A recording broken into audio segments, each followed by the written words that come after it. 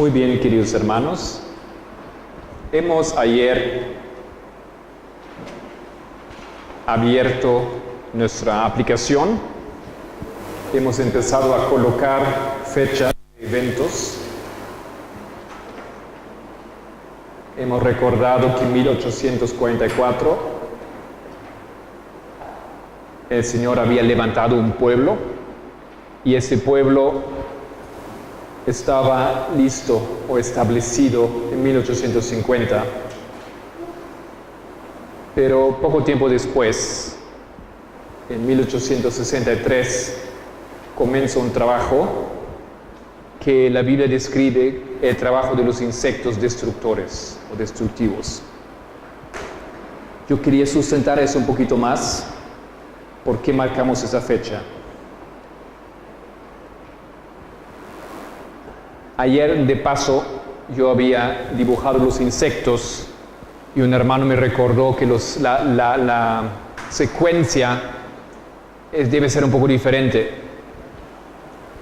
Yo no he prestado mucha atención en eso, o no presto por el momento, porque en diferentes traducciones los insectos vienen de diferentes lugares y no estoy consciente de que puedo hacer una aplicación específica de un insecto a una situación.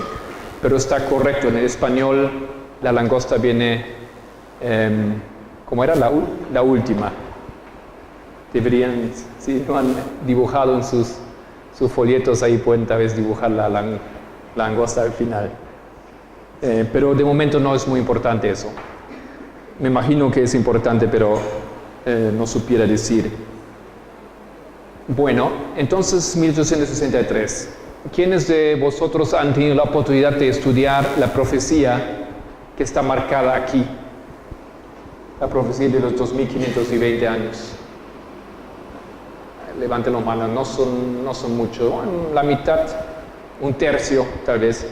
Y la cosa es que no podemos estudiar esa profecía aquí tampoco en ese momento, pero es una profecía que los mileristas colocaron en ese diagrama. Y no colocaron por nada. No tenemos posibilidad ahora de explicar esa profecía, pero es una profecía que los mileristas defendieron. Y porque nosotros lo defendemos, es simple, porque Elena White la defiende de manera indirecta, pero muy claramente, en Primeros Escritos, página 74. Vamos a leer ese texto. Primeros Escritos, página 74. Ella hace una serie de afirmaciones muy interesantes.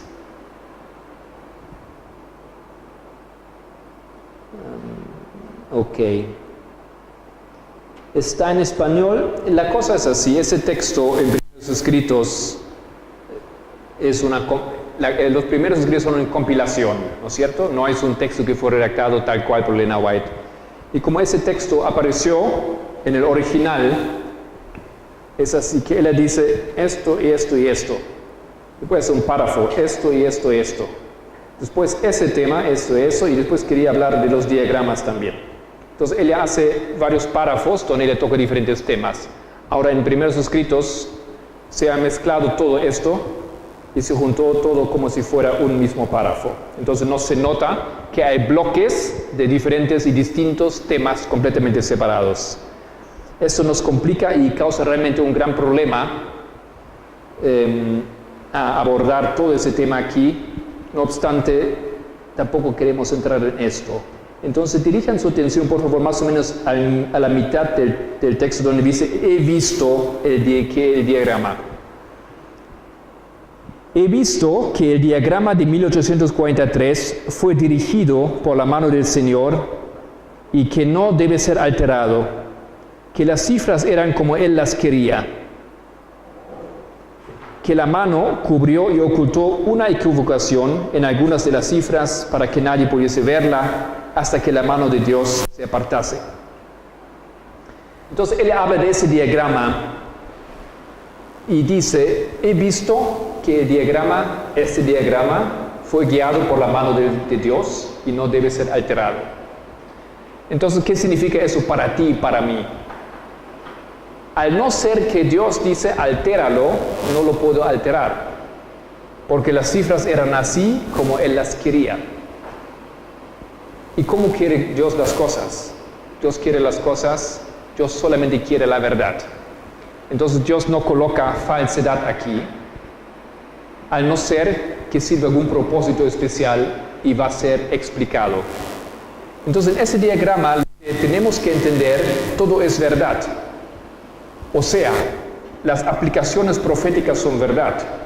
Hay cierto nivel de, podemos decir, de humanidad en ese diagrama. Por ejemplo, yo, que solía trabajar como ilustrador, dibujando, para mí ese león no es correcto. Ustedes que estudian medicina tal vez saben que la anatomía es falsa. Entonces hay un elemento de falsedad o de error, podemos decir. También uno podía aplicar esto aquí a los dibujos, ¿no es cierto? O tal vez a un punto y coma, o tal vez a algunos detalles. Pero esto es la humanidad que se mezcla con la divinidad que se expresó en ese diagrama. Eso no descarta que esto es un documento verdadero y correcto que el Señor quería así. Y después dice, había un error en algunas de las cifras. Y normalmente esa frase es tomada para decir Elena White dice que ese diagrama tiene errores.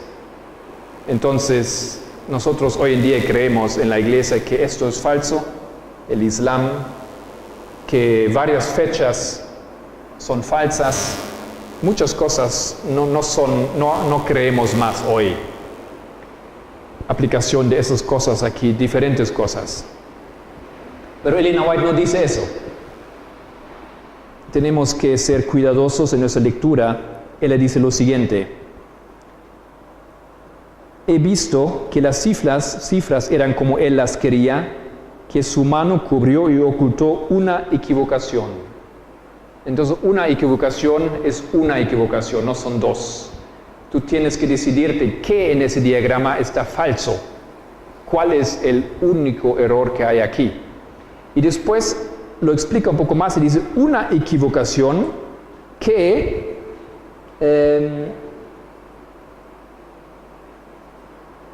en algunas de las cifras. Entonces hay un error,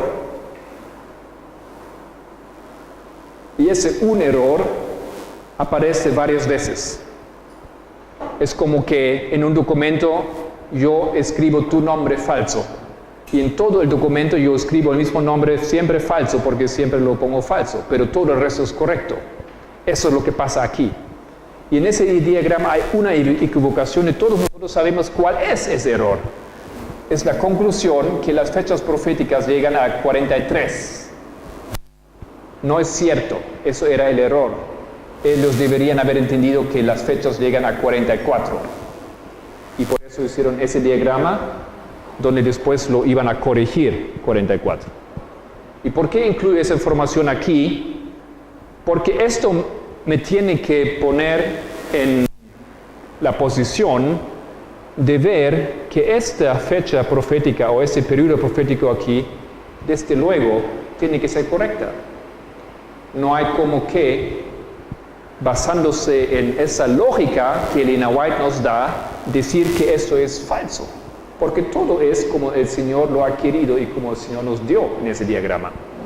Eso nada más para quienes no han estudiado esto o tienen una duda acerca de la validez de esa profecía. Una vez más, sin poder estudiar mucho lo que significa esa profecía, porque es un estudio amplio. Pero necesitamos ahora esa profecía para el siguiente paso. Les quiero pedir que abran sus Biblias en Isaías capítulo 7.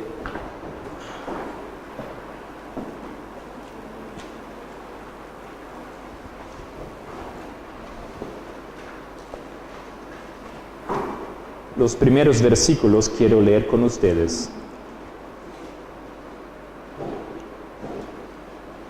Isaías 7.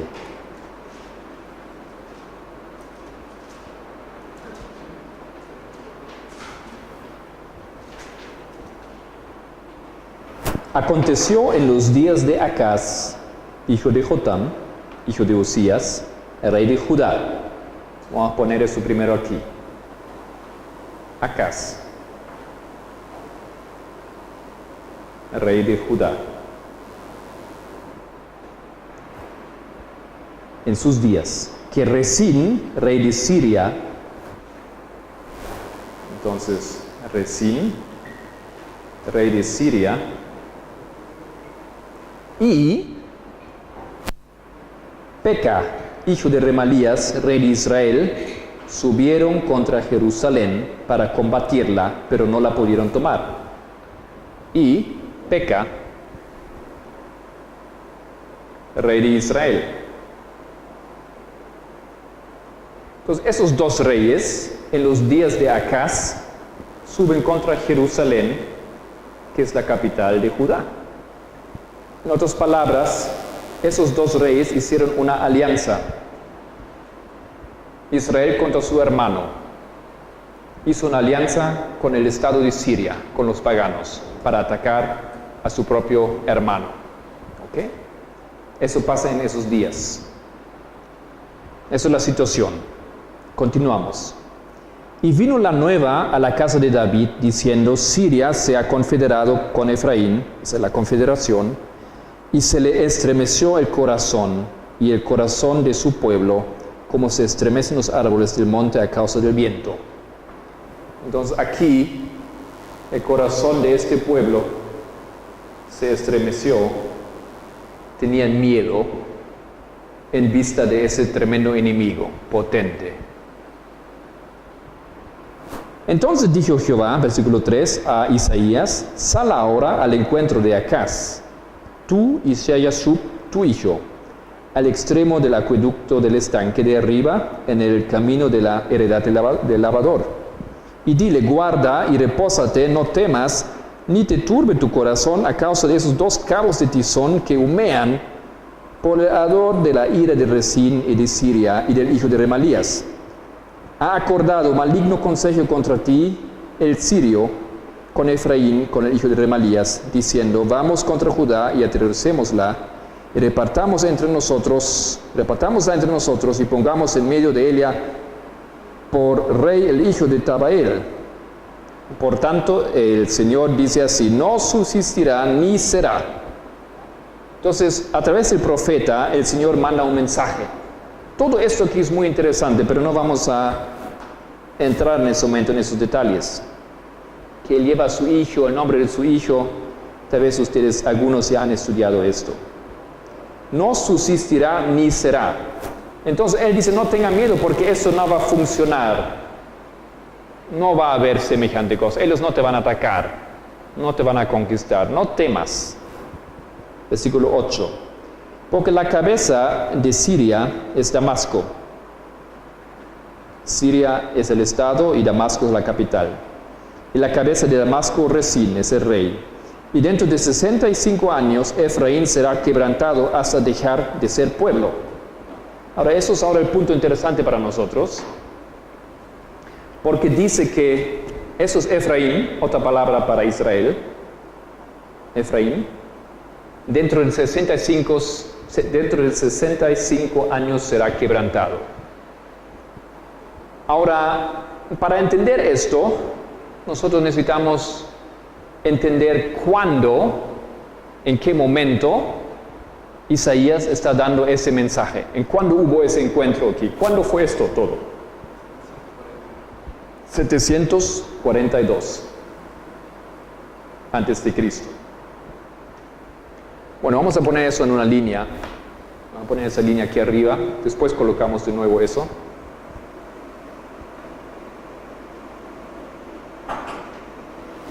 Si colocamos eso en una línea, entonces colocamos acá el año 742. Aquí está hecha esa profecía. ¿Por qué y cómo eso se puede probar? Es otro tema, cómo defendimos eso. Pero es una data, es una fecha que se establece. ¿Ya? Ni siquiera el adventismo ha hecho eso. Los protestantes ya establecieron esa fecha. En esa fecha entonces, en ese año hay ese encuentro, esa alianza contra el pueblo de Dios. Y el profeta dice, dentro de 65 años, Efraín no será más.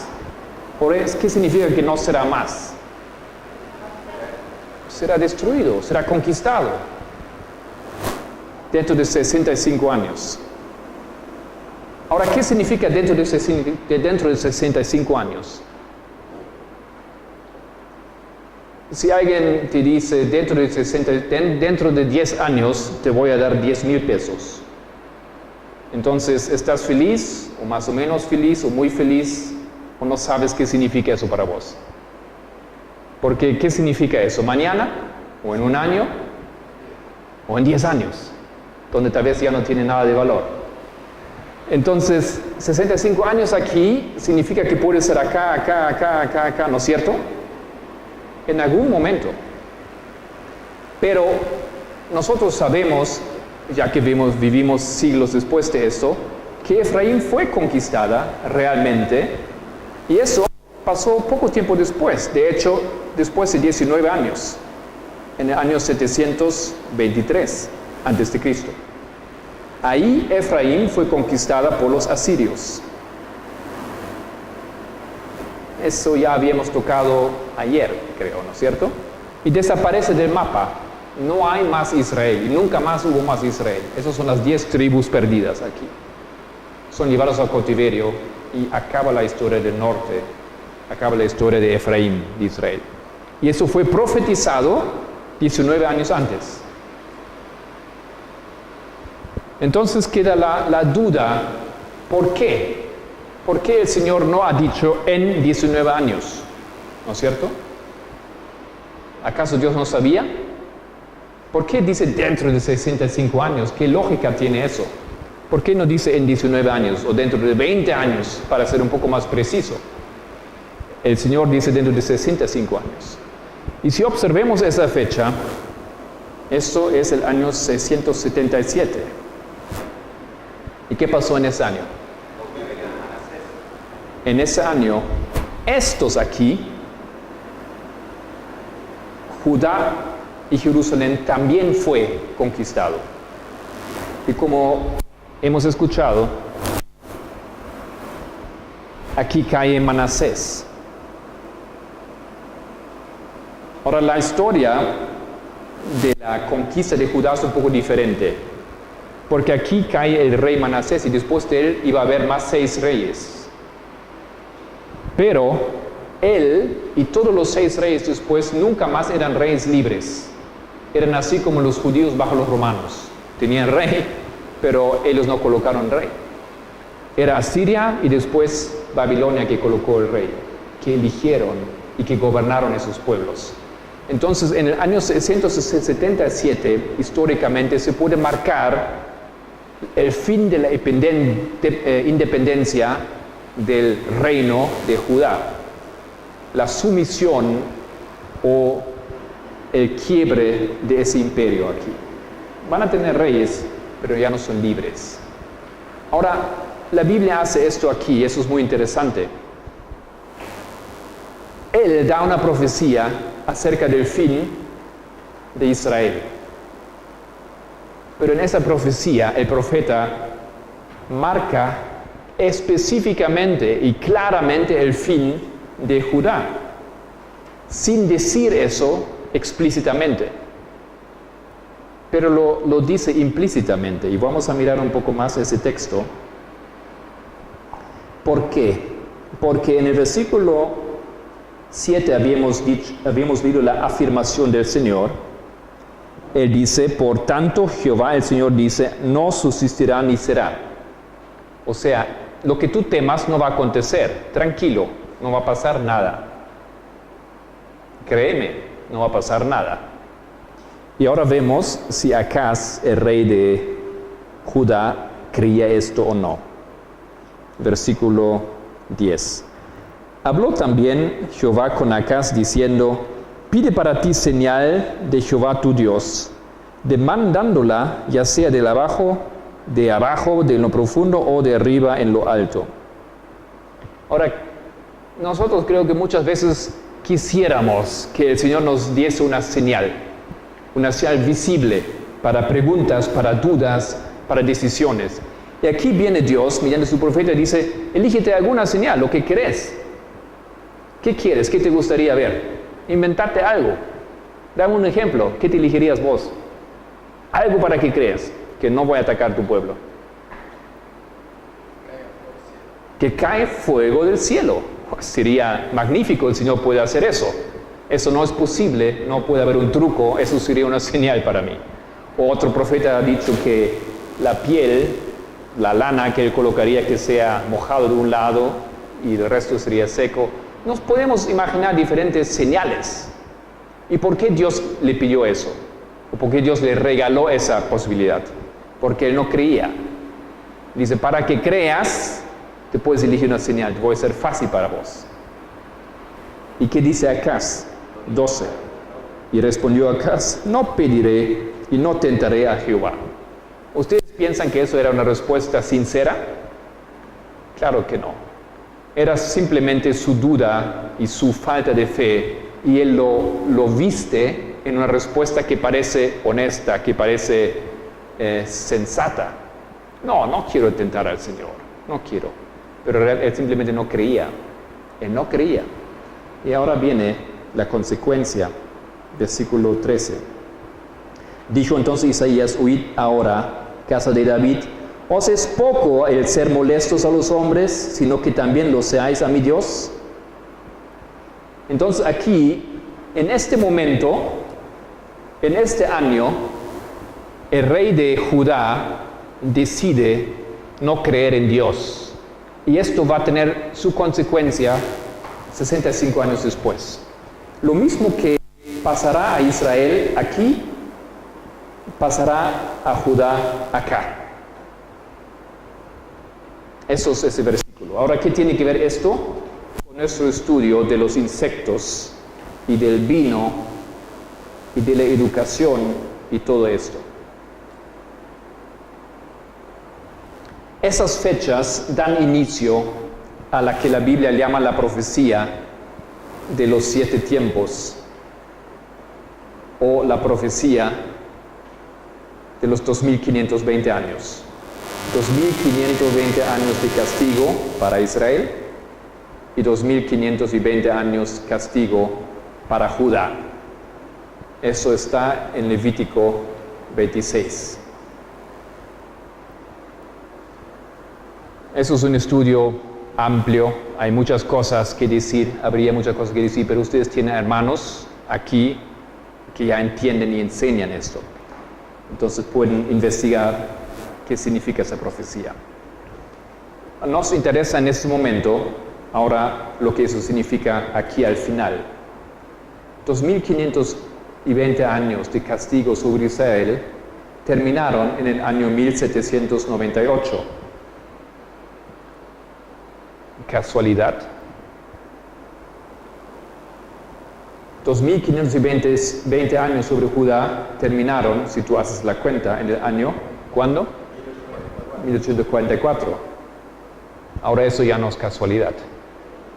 Lo que aquí el Señor ha destruido, aquí Él lo ha restituido. Lo que aquí fue quebrado, aquí fue sanado. ¿Ok? Eso es un asunto, pero esto aquí nos interesa también. Si nosotros haríamos ahora el espejo profético y colocaríamos esa profecía al final, 65 años, porque aquí obviamente esos son 46 años, como aquí son 46 años, esos son 19 años, entonces esos son 19 años. ¿A qué año llegaríamos 19 años después de 44? 1863. Entonces esa profecía marca en un espejo esa fecha. Y creo que no podemos ignorarlo. No es una coincidencia, porque lo que pasa aquí son varias cosas en ese año. Claro, todo el mundo sabe que se formó la Iglesia Adventista del Séptimo Día en ese año, pero hay otras cosas que pasan, y esas cosas que acontecieron en la historia de nuestra Iglesia encajan perfectamente en esa historia. Ahora, toda esa profecía que yo les expliqué, y tal vez no conocen porque no se enseña. ¿Por qué no se enseña? Porque los pioneros en este año, 1863,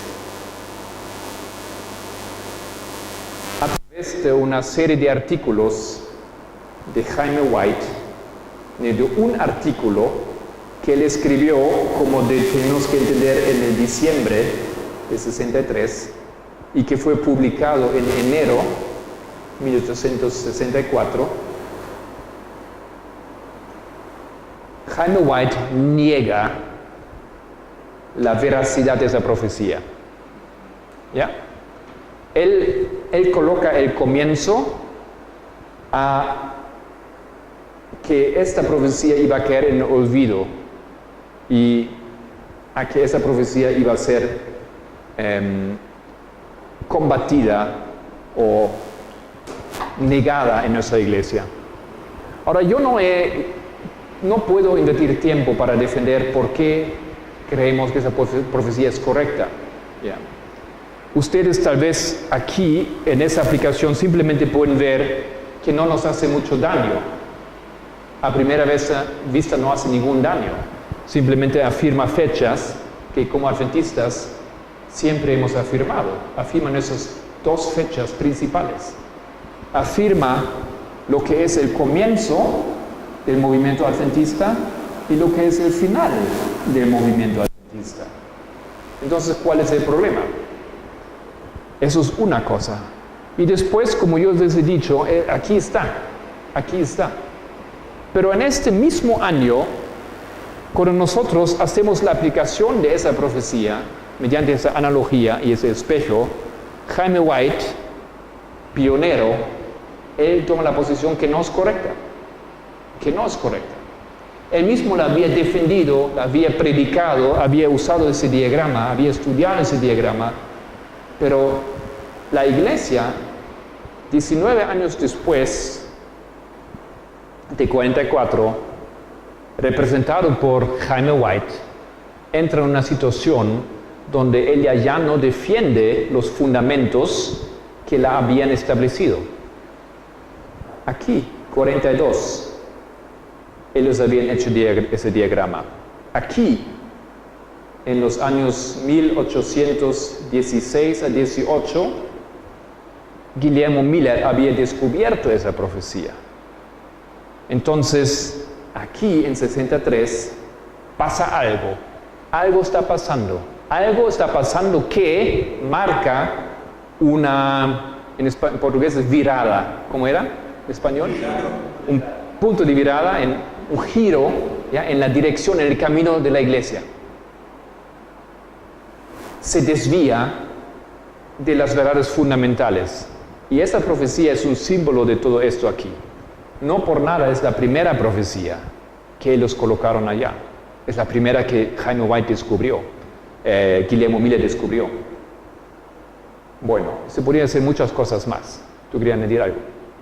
¿Elena de White no escribe nada después respecto a lo que el esposo dijo? La pregunta es si Elena White no reaccionó a esto, si él no ha dicho mi esposo está mal o... no ha hecho eso. Y muchas veces ella no hizo eso. Ella no tenía la función de intervenir de esa manera. Eso tal vez para nosotros es difícil a veces comprender. ¿Por qué ella no frenó? ¿Y por qué no dijo no? Ella no hizo eso, no era su función. Y ya vamos a ver algunos textos por qué tal vez ella no hace eso. ¿Ya? ¿Por qué ella no hace eso? Porque no era solamente esto que acontecía en ese tiempo. Quiero leer de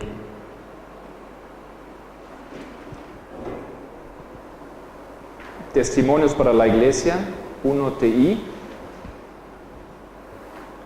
115, tercer párrafo. Testimonios para la Iglesia, tomo 1, página 115. Vi que las visiones no habían sido más frecuentes últimamente, porque no han sido apreciadas por la iglesia. La iglesia ha perdido casi completamente su espiritualidad y fe, y las reprensiones y amonestaciones han tenido muy poco efecto sobre ella. Muchos de los que profesaban tener fe en aquellas no las escucharon. Ella escribió esto, no se puede decir exactamente, pero entre 54 y 1854 y 58. O sea, antes, ella nota ahora algo. Habíamos dicho aquí que Elena White había tenido su primera visión en público.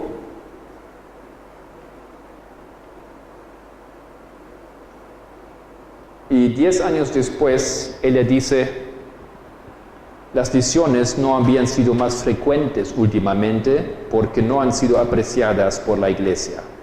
La iglesia ha perdido casi completamente su espiritualidad y fe. ¡Wow!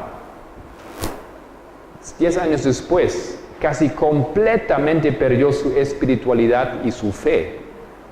Eso es difícil de imaginarse. 10 años después.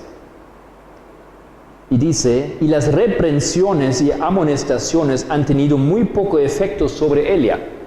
Para mí, ella ahora tiene una función. Elena White no es un ser humano normal, en ese sentido que reacciona normal, como suponemos que tal vez la esposa debería reaccionar al esposo. Ella tiene que cumplir un papel profético. Y en las cosas que ella tiene que decir, ella las dice porque el Señor las lleva a decirlo. Y aquí en esta situación, nosotros vamos a ver que aquí empieza un proceso en el cual la oposición contra sus escritos comienza. Ella no puede, no defiende ciertas cosas porque es un proceso que la iglesia ha tomado y ha entrado en ese camino. Eso es un camino deliberado de la iglesia. Y Dios a veces lo permite así.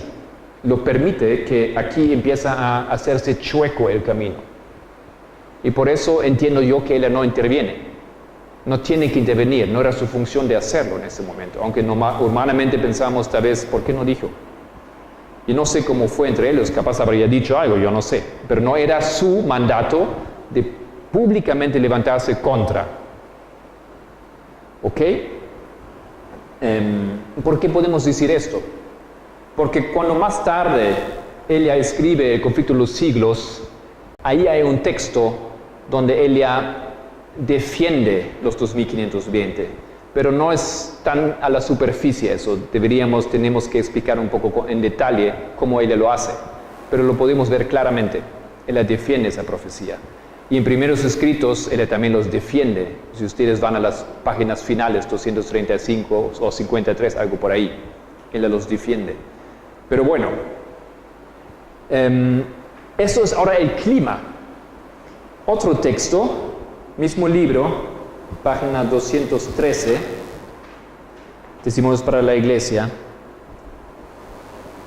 párrafo 3 y 216, párrafo 1. No. Testimonios para la Iglesia, página 213, 3 y 236, primer párrafo. Mi labor ha sido muy desanimadora, ya que he visto que no se ha cumplido lo que Dios se había propuesto. Con frecuencia tengo que preguntar con aflicción, ¿de qué sirve todo mi trabajo? Estos hermanos adoptaron esa posición. Creemos en las visiones, pero la señora White, al escribirlas, puso sus propias palabras, de modo que nosotros creemos únicamente la parte que pensamos que procede de Dios, y dejaremos de lado la otra. ¿Nos parece conocido esto? Eso es una postura que hoy en día se escucha mucho, ¿no es cierto? No todo lo que Elena White escribió ha sido inspirado. Claro, él ha tenido visiones, pero después hay sus palabras. Y entonces aquí se abre el gran capítulo del tema de la inspiración. ¿Qué es inspiración? ¿Qué abarca la inspiración? ¿Qué fue inspirado en lo que ella coloca en papel? ¿Qué parte? ¿Qué partes? ¿Todo o solamente una parte? ¿Y quién decide qué? Ese capítulo se abre aquí.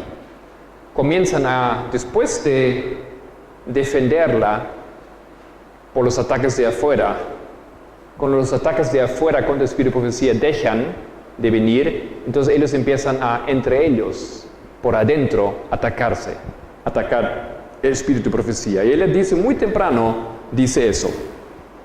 Pero queridos hermanos, Dios permite aquí que la iglesia toma un camino, porque es su decisión. Dios no manipula las decisiones. No puede hacer esto. Entonces yo entiendo por eso que ella no se levanta. Ella dice algunas cosas, pero no es su trabajo de hacer esto. Tiene que dejar correr así como el pueblo quiere correr. Muy triste me parecen esas palabras aquí. Ha sido muy desanimadora el trabajo, dice ella. Bueno. Ok. Entonces en este año, por eso marcamos esto como el comienzo del trabajo de los insectos, de un trabajo destructor a nivel de doctrina y de creencias en nuestra iglesia en este año.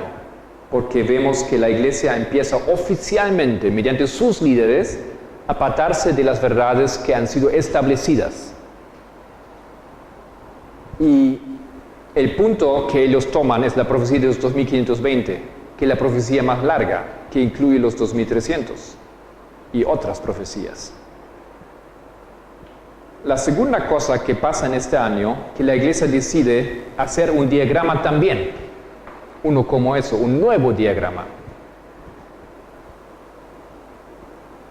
Ese es el diagrama profético de 63. Nosotros nunca lo colocamos en las paredes, cuando hacemos presentaciones, porque ese diagrama que ellos hacen es un antidiagrama. Anti estos, en contra de esos diagramas. El diagrama se ve a primera vista bastante igual. Los que han visto saben, es bastante igual. Solamente hay una cosa que se nota bien claro. El diagrama que ellos hacen no tiene texto. Tiene los dibujos, los animales, tiene algunas fechas, 44, algunas cosas, pero básicamente es como a mí me parece así como material didáctico, para que yo les doy una prueba y ustedes tienen que llenar las fechas y los versículos bíblicos, así parece, porque no tiene casi nada. Pero al no tener casi nada, ellos automáticamente borraron en ese diagrama nuevo que ellos hicieron aquí, borraron muchas verdades que no habían sido expresas de manera pictorial. Y entre esas cosas, los 2520 que están ahí arriba o que están aquí abajo, desaparecen ese diagrama. O sea, a nivel escrito y a nivel visual, la iglesia se aparta de ciertos puntos y ya no cree que todas las cosas que ellos enseñaron en ese tiempo aquí son verdad. Se apartan de varios puntos de verdad que ellos solían. Y si uno tomaría tiempo para estudiar esa profecía es atada a la profecía de los 2300. No se puede desatar, son juntos, la una necesita la otra, la una apoya a la otra, como aquí fácilmente podemos ver, desembocan en la misma fecha.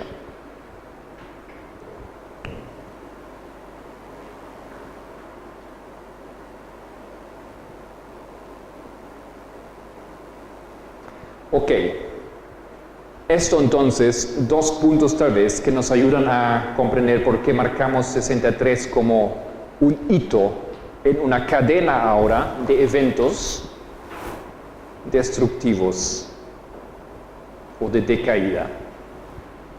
Entonces vamos a colocar otra vez nuestro diagrama, en esa línea aquí, que teníamos arriba primeramente. 1863. Nuevo diagrama y los 2520 atacados en el artículo de White. Y por supuesto es fácil para decir hoy en día, Jaime White no lo aceptó, la iglesia no lo aceptó, aquí viene al inicio, es una profecía no válida. Pero, queridos hermanos, no es tan fácil, no podemos hacer eso. Si haríamos eso, nosotros simplemente negamos todo un complejo necesario de lógica y de defensa. No podemos desechar una verdad simplemente por alguien lo hizo y por suponer que Elena White lo apoyó. No hay ni un texto donde ella lo apoya. No hay. Y la lógica de este hombre no es suficiente de decir que eso no es correcto. Nosotros necesitamos ahora investigar esa profecía y ver por qué la creían y por qué la desechan. Y a base de eso tú puedes recién decir, ¿es verdad o no es verdad? Pero nosotros normalmente no hacemos eso. Decimos, bueno, ellos lo negaron ahí, entonces ya no es válido. Y ellos han hecho un nuevo diagrama, y ahí no está eso tampoco, y ese diagrama deshace todo lo que está aquí. Porque Elena White dice que tiene errores ese diagrama. A ese nivel normalmente es la argumentación. Uno se sorprendería, pero así es. En los años que yo he trabajado en ese mensaje, así a ese nivel nada más ha entrado la discusión.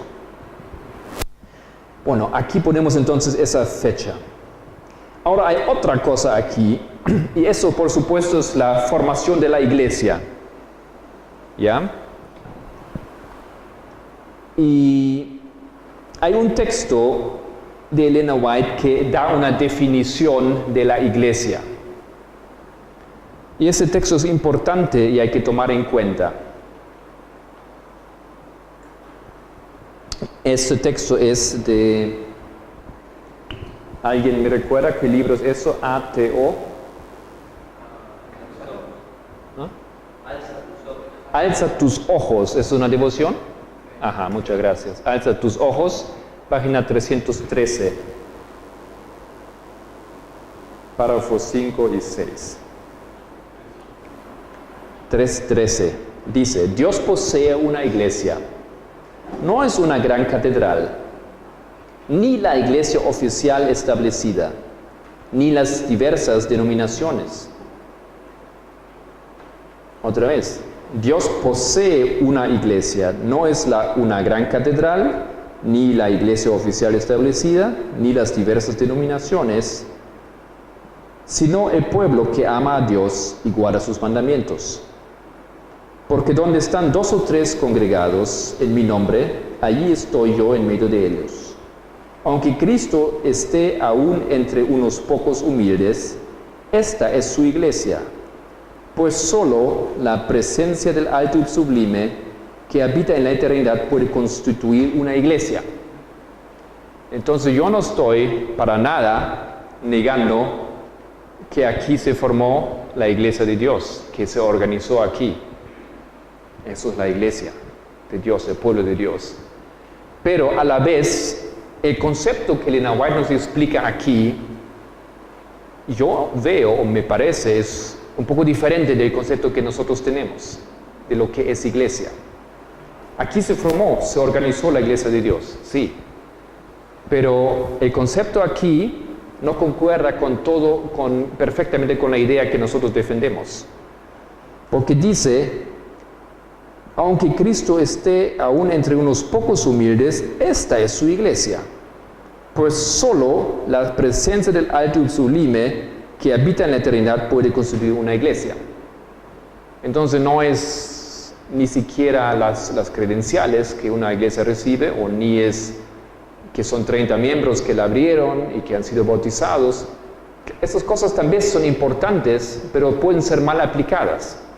Eso es correcto, eso es necesario, ese proceso, pero a la vez, si no hay la componente espiritual en perfecta armonía con como Elena White lo describe, la Biblia lo marca, Entonces una iglesia puede aparecer iglesia de Dios porque tiene el nombre, el título y todo el procedimiento, pero en los ojos de Dios no necesariamente es así. Porque los requisitos que Dios pone son muy claros y pueden no concordar con el proceso que se lleva a cabo. Donde 2 o 3 aman y obedecen los mandamientos de Dios, están presentes, Jesús lo preside, ya sea en un lugar desolado en la tierra, en el desierto, o en la ciudad, o encerrados en los muros de una prisión. La gloria de Dios ha penetrado esas últimas, colmando de gloriosos rayos de luz celestial las oscuras mazmorras. Entonces Dios puede formar su iglesia a base de otras circunstancias o de otros elementos. Ahí es donde están aquellos que le presentan a Él, que son sus hijos, entonces Él reconoce esto a su iglesia. La iglesia Adventista del Séptimo Día que se forma aquí, Él ya tenía algunas motivaciones externas para formarse. Una cosa había externa, era la guerra civil en los Estados Unidos. Y la guerra civil en los Estados Unidos ponía a la iglesia en una problemática. El Estado fue y buscó los jóvenes, los varones, y se lo llevó a la guerra.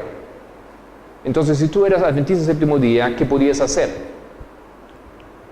Nada. Tenías que ir y tenías que usar arma. La única cosa que podrías hacer es traer un papel y mostrar ese papel. Eso es el documento que dice eres miembro de la iglesia Adventista del Séptimo Día, iglesia reconocida, y por eso tienes reconocido que eres cristiano y que no llevas armas, y entonces el Estado te liberó de esa situación donde tienes que llevar armas. Pero la iglesia no era formada, era un movimiento, no tenía credenciales oficiales y no era iglesia reconocida oficial. Por lo tanto, estaban en una situación difícil porque sus jóvenes tenían que irse al ejército. Entonces, eso fue una motivación externa para la iglesia formarse aquí. Para simplemente dar un documento válido en los ojos del Estado que eso es una iglesia.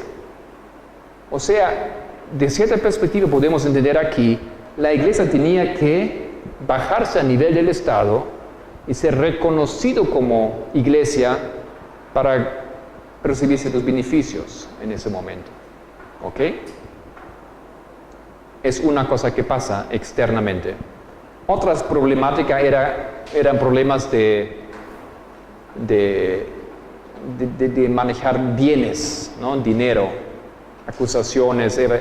Era un poco difícil que una casa estaba a nombre de un hermano y después otros tenían que dar su diezmo a esa casa y dice, eso va a la casa, en realidad es de ese hermano, y ese hermano se marcha, ¿qué hacemos con ese edificio? ¿Dónde quedamos nosotros? Entonces eso eran también problemas que tenían que ser resueltos y por eso se forman aquí, se forma la iglesia. Pero la iglesia hace algo que va a ser criticado por los pioneros después, especialmente por Jones. Hace algo que podemos leer en el libro de Samuel, 2 Samuel, 1 Samuel, disculpen, capítulo 8.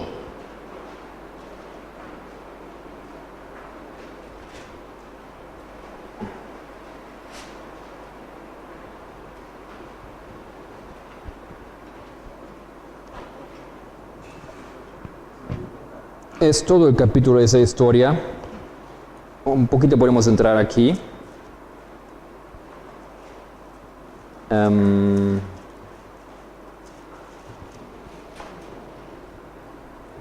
Aconteció que, habiendo Samuel envejecido, puso a sus hijos por jueces sobre Israel. Y el nombre de su hijo primogénito fue Joel, y el nombre del segundo Abías, y eran jueces en Berseba. Pero no anduvieron los hijos por los caminos de su padre, antes se volvieron tras la avaricia, dejándose sobornar y pervirtiendo el derecho. Entonces todos los ancianos de Israel se juntaron y vinieron a Ramá para ver a Samuel, y le dijeron, he aquí, tú has envejecido y tus hijos no andan en tus caminos, por tanto constitúyenos ahora un rey que nos juzgue como tienen todas las naciones. Pero no agradó a Samuel esa palabra que dijeron, danos un rey que nos juzgue. Y Samuel oró a Jehová. Dijo Jehová a Samuel, oye la voz del pueblo en todo lo que te digan, porque no te han desechado a mí, sino a mí me han desechado, para que no reine sobre ellos. Entonces, el gobierno de Israel, desde la salida de Egipto, liderado por Moisés, y cuando Moisés se muere, empieza la fase de los jueces y los profetas que lideran al pueblo. ¿No es cierto? Eran jueces y profetas. Es la historia de Gedeón, es la historia de muchos grandes hombres y mujeres. Y en esa situación, donde todo estaba perfectamente bien, de manera organizatoria, en esa situación el pueblo dice, no queremos más esto. ¿Cómo se llama ese tipo de gobierno que Dios había colocado aquí? Teocracia. O teocracia. ¿Teocracia o teocracia? Teocracia. ¿Con acento en A? Sin acento. Ajá. Teocracia. Eso es una teocracia. Dios directamente gobierna, está involucrado directamente. Cuando el enemigo atacó, el pueblo no podía agir, no podía hacer. Tenía que esperar hasta que Dios les diga qué hacer. Eso es una teocracia. Dios está involucrado directamente. Aquí Dios tomaba las decisiones directamente. La nube les guiaba, etc. Bueno, esto fue algo que no les gustó. Y ellos querían ser como los otros. Ellos no querían tener un profeta que estaba debajo de un árbol que tenían que buscar. Ellos no querían esto. Ellos querían un hombre representativo, fuerte o lindo como Saúl, por ejemplo. Querían un hombre que es un representante de la nación. Y esto les indujo a rebelarse, rebelión. Ellos mienten aquí, ellos mienten, él dice por tus hijos, es una buena excusa nada más. Pero Dios sabe, no es que te desechan a vos, a mí me desechan. Ellos hacen rebelión contra Dios en este momento. Ahora Jones usa esa historia y dice, esto es lo que pasó aquí, eso es lo que está haciendo la iglesia. Ellos entraron en una forma organizada, reconocida por el Estado, así como las otras iglesias. ¿Ok? Todos se organizan, todos tienen que cumplir ciertas normas estatales para funcionar. Ahora, la situación del movimiento adventista era una situación similar. ¿Quién gobernaba el pueblo hasta ese punto? ¿Quién lideraba al pueblo adventista hasta 63? Dios, teocracia. ¿Y quién usaba él? Elena es profeta, ¿no es cierto? Ella sola, los pioneros. Los pioneros de la primera hora y Elena White, el símbolo para mí de esto aquí. Eso era el sistema que Dios había colocado. Era un movimiento, pero el movimiento estaba organizado. Y tenía líderes como Dios los quería. Pero llegó un momento donde ellos, obviamente, por motivos, razones que tenían, querían cambiar algo y buscaron otra forma de organización, oficialmente reconocido por el Estado, y por eso Jones dice así como los otros países, como las otras naciones, como las otras iglesias. Ustedes saben que Dios intentó preparar a su pueblo para su venida en 1888. Elena White vivía en ese tiempo todavía. O sea, lo que nosotros podemos ver que Dios había colocado un sistema que hubiera alcanzado esa fecha sin necesidad de cambiar. El profeta pudiera haber guiado al pueblo perfectamente hasta esa fecha aquí. No había necesidad. Igual como en ese tiempo, Samuel era simplemente viejo, No estaba muerto todavía. Y tenía sus problemas, claro, sus percances, etc. Pero no estaba muerto. Y aquí también, Elena White estaba viva. Yo comprendo, yo creo que el Señor hubiese querido guiar el movimiento de la misma forma. Hasta hubiese venido el Señor aquí, hubiese podido venir aquí. Pero bueno, eligieron otra forma. Y como hemos leído ya, ellos ya empiezan a dudar del espíritu de profecía. Vamos a volver a este tema un poco más después, cuando la pregunta de la organización y del presidente, etcétera, va a llegar a ser una pregunta bien discutida en la iglesia. Eso viene más tarde en la historia, donde ellos otra vez vuelven a esa problemática aquí. Bueno, yo estaba aquí en esa línea. La siguiente cosa que quiero marcar es la fecha 1883. Aquí viene un hombre con el nombre de Uriah Smith, pionero, pero no de la primera generación. Y Uriah Smith dijo lo siguiente. A ver un momento si lo tengo en español.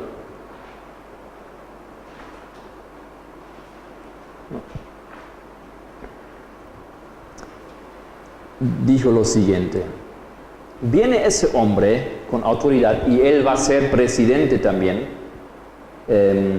No era todavía, pero va a ser presidente después de la iglesia. Ajá. Era director de la revista Review and Herald, ¿sí? Muy reconocido, y él dice lo siguiente. Ese texto aquí es de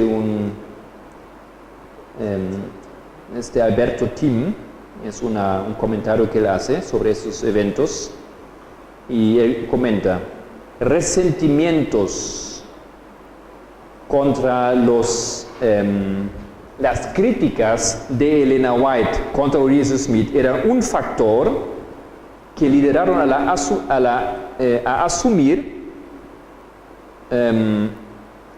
que guiaron que él asumiera que no todos los escritos de Elena White eran igualmente inspirados. Eso fue en 1863. Uriah Smith, Elena White lo criticó por algunas decisiones que él tomó. Creo que él estaba liderando un seminario para pastores, una escuela, y Elena White critica a él, y él se ofendió personalmente, su ego. Entonces dije, no, esa mujer está bien lo que dice, pero no todo lo que le dice es inspirado. ¿Por qué? Porque no le convenía, porque le atacaba a él. O sea, su ego entonces cambió su aceptación del espíritu de profecía. En primavera de 83, Smith estaba convencido que mientras las visiones de la señora White eran realmente inspiradas, sus testimonios no eran inspirados. ¿Ustedes alguna vez han escuchado esa posición? No, esa es la posición que muchos hoy en día todavía tienen. La división de los textos de Elena White en dos categorías: visiones y testimonios. Testimonios pueden ser buenos, pueden dar coraje, pueden ser motivador, pero lo único que realmente podemos tomar como palabra de Dios son las visiones, donde ella claramente dice: yo vi esto. Esa diferenciación o esa crítica de los textos de Elena White es a base de un problema totalmente personal de Uriah Smith. Y él introduce esa problemática al movimiento de nuestra iglesia. Ese hombre lo introduce. Ahora, a base de él, ya hemos dicho, en el siguiente año, 1884, no hemos dicho todavía, Elena White iba a tener su última visión en público. Nunca jamás. Y me da siempre como tristeza decir esto, porque me parece así muy, muy, muy fuerte lo que el Señor decide aquí. Pero nunca jamás el pueblo tenía ese privilegio de ser testigo de una visión de Elías. Elías seguía teniendo visiones, pero siempre eran en su cuarto. Siempre eran sin gente, sin testigos, ¿ok? El pueblo de Dios ya no merecía. Eso es muy, muy triste. Eso acontece aquí. Él lo tenía en Portland, Oregon. Y hay testimonio de eso. Es realmente lo que yo leí al comienzo, lo que pasó aquí en los años 50, donde ya pierden su confianza, ahora tiene su resultado. Si no quieren escuchar, ¿para qué les voy a hacer escuchar? ¿Ya? Igual como con Samuel, aquí vemos lo que Dios hace, Él permite. Y ahí yo entiendo por ese lado su pregunta también. Por eso Elena White no interviene. Dios dice, no, permítale caminar donde quieren caminar. Permite que elijan su rey. Ahora, ¿era bueno que ellos tengan un rey? ¿Dios quería que tengan un rey? No, no quería, porque ya no era teocracia, lo sacaron a él. Pero Dios bendijo la elección de ciertos reyes. Sí, Dios eligió a Saúl, a David, a Salomón, etc. ¿Ya? Entonces vemos aquí una situación difícil para el Señor, en nuestras palabras, pero Dios tiene que hacer dos cosas. Tiene que bendecir su pueblo y tiene que permitir que hagan lo que quieren hacer. Ahora, voy a terminar con un evento. En el mismo año 84, el presidente de la iglesia, Butler, George Ide Butler, o George Ide Butler, el presidente, él escribe una serie de artículos que son publicados en Review and Herald a través de varios meses, y son sus 10 artículos sobre inspiración. Ustedes pueden encontrar eso en los archivos de la iglesia online, pueden bajar todas las revistas, pueden leer su argumentación. Y lo que él elabora en esos 10 artículos es una teoría que hay diferentes grados de inspiración. Ahora, esto significa, eso es interesante es muy interesante ver lo que a veces ciertas personas creen. Vamos a terminar con esto. Y él tenía la cierta teoría. Los libros de Moisés y las palabras de Cristo son 100% inspirados. Solo esto, en toda la Biblia, 100% inspirado. Los libros de Moisés y las palabras de Cristo. No he leído yo todo, solo algunas cosas. Creo que significa solamente las palabras de Cristo. Así los comentarios, las palabras de los apóstoles antes y después no son parte de las palabras de Cristo. Después vienen los profetas, mucho inspirados. Los profetas, los apóstoles. Y algunos salmos, o parte de los salmos. Bueno, nadie tiene que memorizar esto, pero solamente yo quiero demostrar, y eso es lo que yo estoy haciendo en ese estudio, qué aconteció. Hemos dicho que esto aquí es el vino que entra, y cómo podemos demostrar. Esas son las cosas que pasan. Después, tercer grado de inspiración, o sea, algo inspirado, son los libros históricos. ¿Ya? Samuel, Crónicas, Reyes, otros libros. Y en cuarto lugar vienen recién los Proverbios, Eclesiastés, ¿cómo se llama? Canto de Salomón, Cantares, el libro de Job. Él está diciendo que ya casi no son inspirados, son ideas, son poemas de las personas, pero inspiración no hay mucho aquí. O sea, él tiene esa idea, y esa idea es bien recibida en la iglesia, y se enseña a los futuros pastores en aquel tiempo. Elena White espera como 5 años en ese caso. Déjame ver. 5 años, ella no dice nada tampoco, nada dice al tema. Y luego, y voy a terminar con eso, ella dice lo siguiente, ella ataca a él. El Señor no ha conducido tu espíritu. No. El Señor no estaba contigo mediante el Espíritu Santo para que escribas esas cosas. Esto no era tu trabajo. Mientras que muchos lo entendieron como luz, en realidad va a guiar muchas almas, va a alejar muchas almas y va a ser aún la causa de muerte para algunos. Ella escribe esto en el tomo 12 de los manuscritos liberados, Manuscript Releases, página 367, y tiene ella más textos, ¿ya? Elena White claramente dice, esto era del diablo, eso no era de Dios. Toda esa teoría. Tengo una referencia del texto en castellano. Ah, ok. Bueno, está bien, hasta ahí nomás, está bien. ¿Ya? Lo que también quiero decir en referencia a eso, gracias por recordarme eso indirectamente, Eber. Ese texto que yo estoy usando es un texto que tiene es una compilación de muchos textos y toda esa lógica. Ustedes pueden tener esto. Si no está ya en nuestra página web, les puedo dar o lo vamos a colocar ahí. Entonces no tienen que anotar todo porque hay muchos documentos y muchos textos aquí. ¿Ok? Y como él dice, hay algunos textos traducidos ya también en español. Bueno, en resumen, hemos quedado un poco aquí definiendo esa fecha. ¿Por qué aquí o por qué acá comienza un proceso? Ese proceso es marcado por decisiones que podemos resumir. Decisiones en contra de la plataforma establecida, alejamiento, y conforme o paralelo a eso va una separación de la iglesia del espíritu de profecía.